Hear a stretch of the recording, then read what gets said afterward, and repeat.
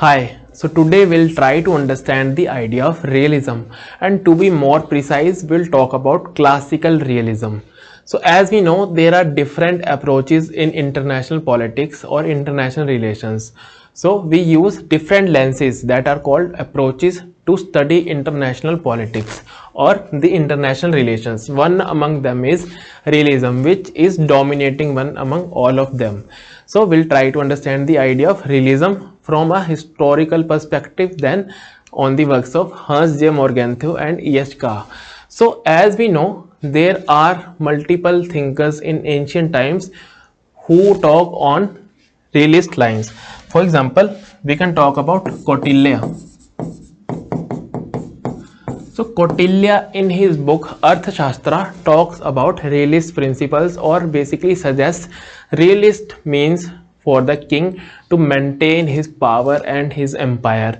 So he proposed actions like espionage, assassination as a tool of state policy to maintain the power and empire of the king. Similarly, we have Sun Tzu,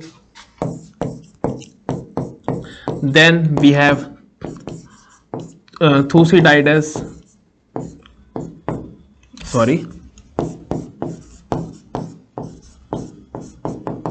then we have thinkers in medieval times like Niccolo Machiavelli. Even Machiavelli talked about realist principles or suggested realist means to the prince or the king.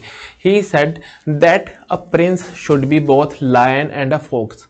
The king should be cunning and he should be powerful. So Machiavelli also talks about the state policy on the lines of lion means power and fox means cunningness. So where he is using the term fox, it means that the prince should always be ready to walk away from the general principles of morality. Suppose for the interest of his empire, his kingdom, he is required to act on the immoral line. Suppose he is to deceive someone, he is to lie, he is to break a treaty or agreement. Machiavelli said he should do it. So we can see glimpses of realist approach in all these thinkers and their works. But in modern times, we can credit E.H. Carr and Hans J. Morgenthau with the realism or classical realism. So E.H. Carr, in his work The 20 Years Crisis, so the work was The 20 Years Crisis. Here basically the Carr is criticizing the approach of liberals or idealists during the gap between First and Second World War. As we know, during the First World War or after the First World War, there was a lobby led by US president of that time, Woodrow Wilson. So we can remember the name of Woodrow Wilson at least. So Woodrow Wilson and his companions or like-minded people, they proposed that to avoid such violence or such wars in future, we should come up with the idea of collective security. So they came up with the idea of collective security. So the idea of collective security we need to understand briefly. See, this idea meant they proposed that in case, basically they were here wishing that peace can be made possible by the idea of collective security. So what was this collective security? Suppose there are two countries A and B, and if B attacks or B declares a war on country A, then according to the idea of collective security, all the other countries, suppose there is country C, country D, country E and so on, they should come on the side of country A to prevent B from committing any war or violence. But this was far from reality, as we can see in the Second World War. And if this idea of collective security was successful, then there wouldn't have been any Second World War, but there was a Second World War. So we can say that this idea of collective security collapsed. Why? There is a fundamental error in this whole idea. Suppose we have two countries A and B. and country B wants to attack country A, and we cannot simply suppose all the other countries to come on this side. Why? Because suppose there may be a country C which has good relations with country B, so it would automatically come to help the country B in this war. Similarly, suppose there is country E. So similarly, there are some other countries who support the idea of this collective security or have good relations with this country A. So what would happen? Some of the countries would be here, some of the countries would be on the other side, and there would be a world war, or there would be a massive war. So here what E.S. Carr was saying, E.S. Carr was criticizing this wishful thinking. This was the term he used, that expecting that there would be endless peace in international politics is nothing but wishful thinking, and he called these liberals or these idealists as utopians. Okay, so expecting or basically wishing that there would be endless peace is nothing but utopianism. You are seeking utopia. That's what E.S. Carr proposed. So here E.S. Carr started the realist lines, or basically he made a ground for the classical realism. But the real ideas or the organized realist approach, classical realism, was proposed by another guy named Hans J. Morgenthau. So basically what Morgenthau proposed, that the international politics can be studied and understood by the lenses of realism, which is rooted in reality, and he organized this approach in a thought process. He proposed that international politics is governed by basic or fundamental laws of human nature. So basically he said that it is all about human nature. Why? Because humans are the actors acting in this arena. Basically these are we have humans who are conducting international politics.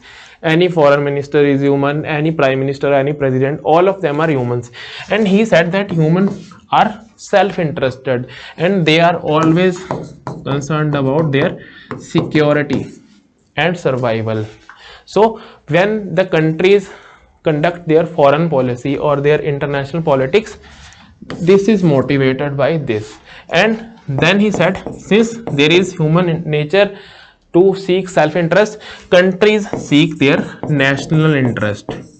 And then he proposed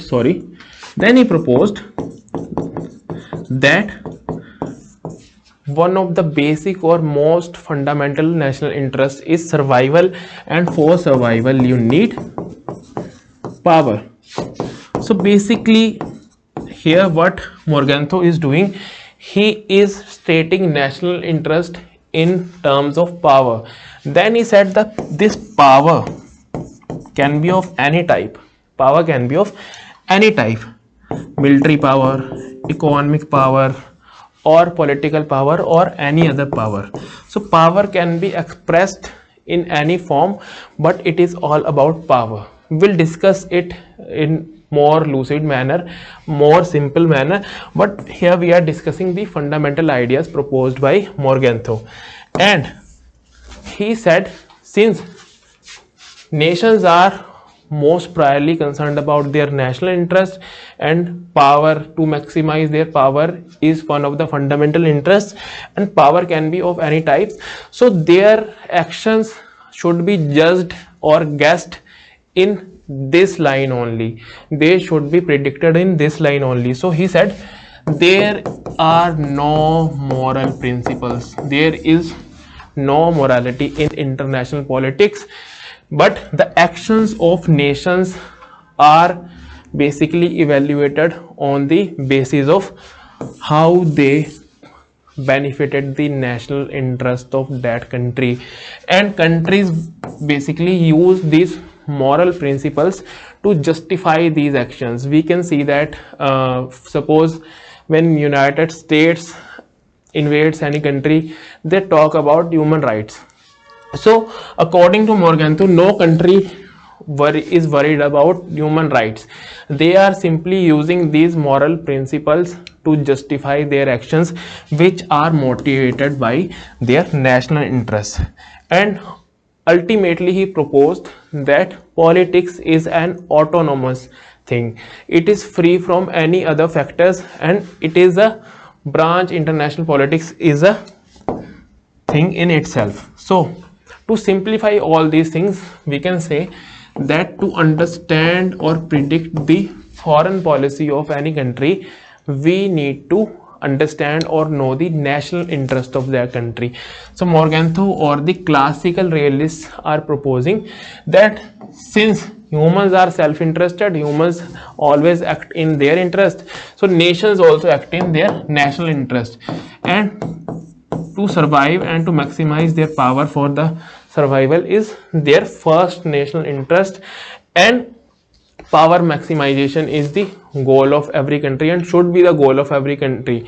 So if you want to understand or predict the foreign policy of any country, you need to know the national interest of that country. So we can check it and verify it in any or n number of cases in international politics. For example, when Russia attacked Ukraine, and all the countries were boycotting Russia, but India on the other hand started and increased the import of oil from Russia. Why? Because that is in our national interest. We needed resources for our economy at cheaper prices. So instead of going for human right violation of Ukraine and all that stuff, instead of talking about the human rights of Ukrainians or peace, we simply acted in our national interest.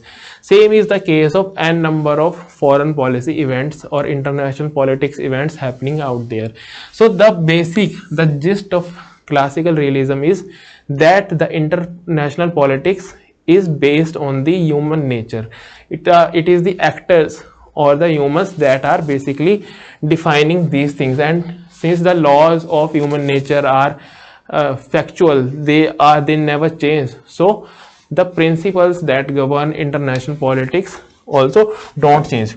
So we can also relate it with the Thomas Hobbes theory of contractualism, or basically the state of nature. See, in nation, when we have a government, here we have a government, there are so many citizens, n number of citizens, 140 crore citizens in India. So these citizens, whenever they have any conflict in between them or any powerful citizen try to dominate the weaker one, they have a sovereign above them. They have someone to go to who can maintain law and order or basic order in this particular sphere. But in international sphere there is anarchy. There is anarchy. Why? Because among nations there is no government. There is no government above nations. There is no global government which has authority over all the nations. Now some will say that United Nations is there, but United Nations is just a international forum. It is not a government above nations. So there may be China, there may be US and so many others. They are sitting on a table and discussing things. It is not like that ki US and all, China and all, and India and so other countries are below this United Nations. They are not below the authority of United Nations. So there is anarchy in international relations, and when there is anarchy, everyone is concerned about their survival and their security. So this is the gist of classical realism. Similarly, we have structural realists. Structural realists blame it on the structure. They say that since the structure of international politics is such that there is anarchy, so no matter who is the actor, no matter which human is acting in that foreign policy, the result would be same. They would be acting in national interest. We can say, see, suppose we have India, we have China, and we have Pakistan. So no matter who is the one making decisions here, since we have two nuclear neighbors, so India should be going for nuclear power since the structure is such like that. So this is what the structural realists propose. So we'll be discussing about structural realism in detail in coming sessions, and we'll also explore the criticism and other approaches to international relations. And this is all for now. Thank you so much.